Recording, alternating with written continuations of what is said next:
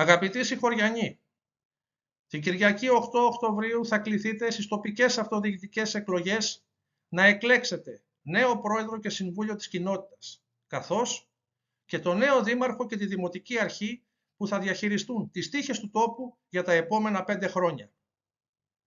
Με τη στάση και την ψήφο σας κρίνεται το τελικό αποτέλεσμα και εσείς, οι εκλογείς, θα καθορίσετε τα πρόσωπα της επόμενης δημοτικής περίοδου που θα εκπροσωπούν στα κοινοτικά και στα δημοτικά δρόμενα.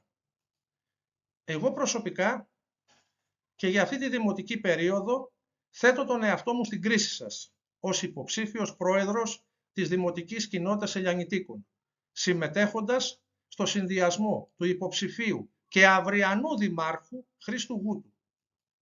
Ζητώ τη στήριξη και την ανανέωση της εμπιστοσύνης σας στο πρόσωπό μου, καθώς και την εμπιστοσύνη προς το τοπικό μας ψηφοδέλτιο, που έχει τα ποιοτικά χαρακτηριστικά ώστε να εκπροσωπεί το χωριό την επαύριο των εκλογών και να είναι περήφανοι όλοι οι συγχωριανοί για την επιλογή τους. Έχουμε το όραμα, την αντίληψη, τη διάθεση, την εμπειρία και τη βαθιά επίγνωση των προβλημάτων που αντιμετωπίζει το χωριό μας.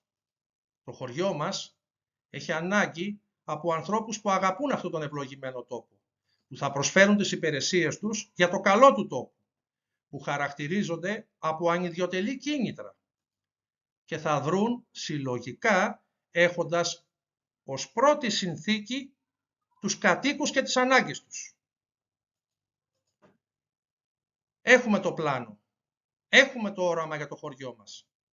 Με στοχευμένες ενέργειες και ορθολογικό προγραμματισμό είμαστε εδώ και με τη δική σας στήριξη θέλουμε να ξεκινήσουμε μια νέα προσπάθεια που θα συμβάλλει στην ανωδική πορεία της περιοχής μας.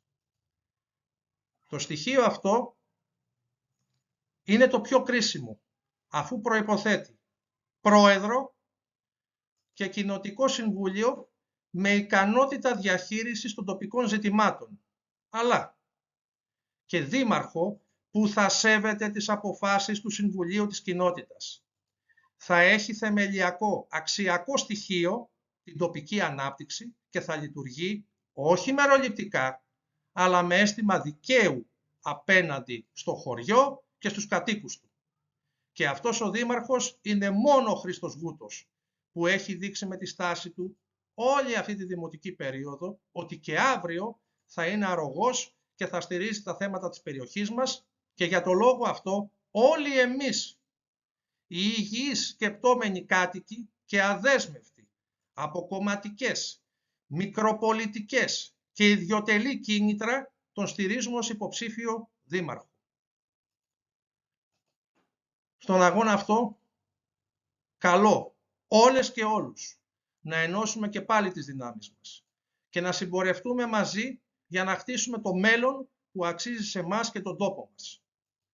Εγώ το έχω αποδείξει από αυτή τη θητεία, είμαι εδώ και θα είμαι πάντοτε παρόν στα θέματα του τόπου μας και δεν θα σταματήσω να διεκδικώ με μοναδικό γνώμονα το τοπικό συμφέρον των Ελιανητίκων.